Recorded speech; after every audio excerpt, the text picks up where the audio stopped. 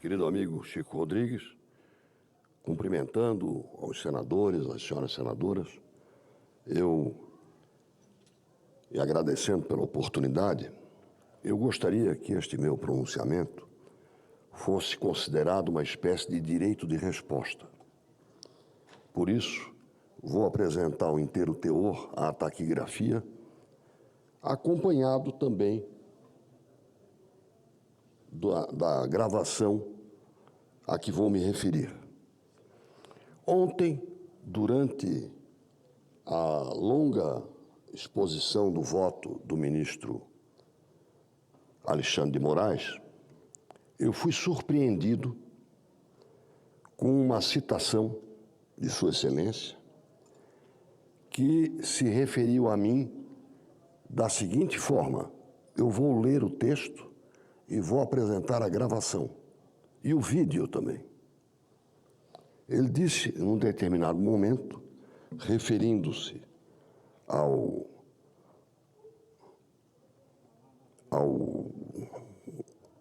incidente de que há um relatório que não é técnico, do qual constam algumas acusações ou recomendações.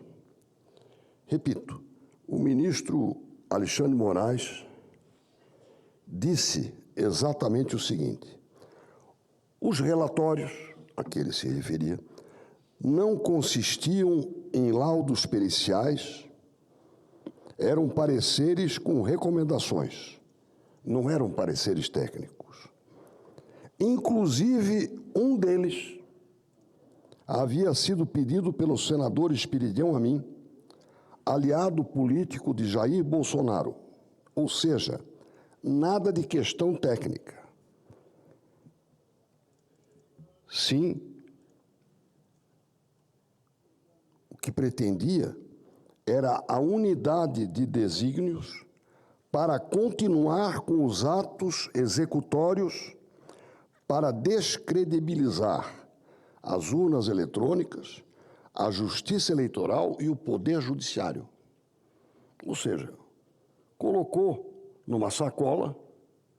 Primeira informação: esse pedido não é técnico, essa recomendação, esse relatório não é técnico, é apenas político. Segundo, ele foi encomendado, um deles, pelo menos, pelo senador Esperidião Amin, que tem estes desígnios. Sobre esta parte, eu vou entrar com uma questão de ordem junto à mesa do Senado. Mas vamos primeiro esclarecer. O ministro Alexandre de Moraes faltou com a verdade e não foi a primeira vez. Por quê? Porque este relatório realmente existe. É esse documento aqui. Relatório de análise nos códigos-fonte dos sistemas eleitorais. Mas não foi o Esperidião Amin que pediu. Esse relatório foi pedido em 6 de março de 2018 pelo ministro Luiz Fux, que era presidente do TSE e que hoje nos deu esta grande aula magna de direito, sobre o que vou falar depois. E foi recebido no dia 2 de outubro de 2018 pela então presidente do TSE, Rosa Weber. Não foi elaborado por mim, foi elaborado por 3 peritos criminais federais. Não vou dar o nome aqui, mas estão aqui as assinaturas eletrônicas deles. E por que ele associou isso à urna eletrônica e a poder judiciário? Porque a recomendação número 14 começa assim: recomendamos que sejam envidados todos os esforços para que possa existir o voto impresso para fins de auditoria. Eu penso isso também, mas eu não pedi e não escrevi. Esse documento só chegou à minha mão em 2021, quando fizemos uma sessão de debate temático sobre a totalização, que foi desastrosa no ano 2020, Vossa Excelência deve se lembrar. Na totalização dos votos das eleições municipais de 2020, houve uma pane e uma interrupção de quase 9 horas. Só que isso também era fruto da recomendação, não 14, mas da recomendação número 5 deste documento técnico. Portanto, número 1, ao me associar a Jair Bolsonaro e a outros réus, de maneira tão desconforme com a realidade, com uma sucessão de acusações, eu posso me defender ainda. Posso vir aqui e explicar. Isso não é verdade. Eu não pedi essa recomendação, eu não pedi o documento e só tomei conhecimento 3 anos depois. Quem pediu foi o TSE, através do então presidente Fux, e recebeu através da presidente Rosa Weber.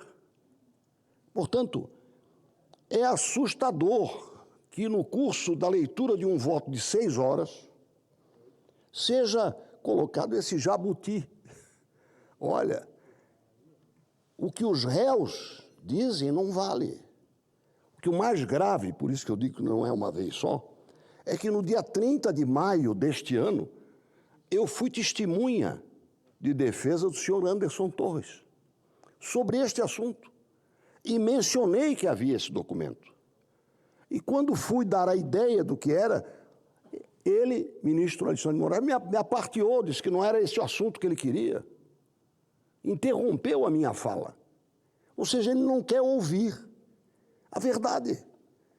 Ele quer que prospere a narrativa que ele estabeleceu. Então, eu quero assinalar, número 1, a minha perplexidade com a facilidade com que este juiz afirma coisas que contrariam o conhecimento dele, porque foi perante ele que eu testemunhei no dia 30 de maio.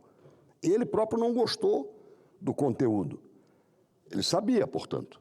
Segundo, afirma que eu pedi, que eu solicitei, eu encomendei esta sugestão. Não é verdade. E, finalmente, vocês imaginem o que significa para quem está sendo julgado ter atribuído a si, seja Jair Bolsonaro, seja Anderson Torres ou a outros réus, este tipo de acusação sem fundamento. Mas, repito, sobre as acusações que beiram a acusação de crime, né, porque o nosso propósito é criar uma unidade de desígnios. Isso é mais ou menos uma quadrilha, não é, senador Girão? O que é uma unidade de propósitos? É um grupo. Para continuar com os atos executórios para descredibilizar as urnas eleitorais. Nunca pretendi. Eu quero aperfeiçoá-las. A justiça eleitoral. Nunca fiz nada para descredibilizar a justiça eleitoral. E o poder judiciário. Portanto, é uma acusação ampla, tripla, e não só contra o Espiridião Amin, mas contra os parceiros do Espiridião Amin, como está escrito nesta denúncia. Finalmente, eu vou pedir que o inteiro teor, tanto desta fala quanto do relatório, sejam incorporados a este momento que eu estou tendo da tribuna e que agradeço muito. E já antecipo que vou entrar com uma questão de ordem mais tarde, perante o presidente da Casa, para saber se um senador que não fez nada fora do parlamento pode receber esse tipo de acusação durante um julgamento memorável como esse, uma acusação mentirosa, sem eufemismos, que beira a difamação e até a calúnia, porque me acusa de estar conspirando contra o Brasil, né?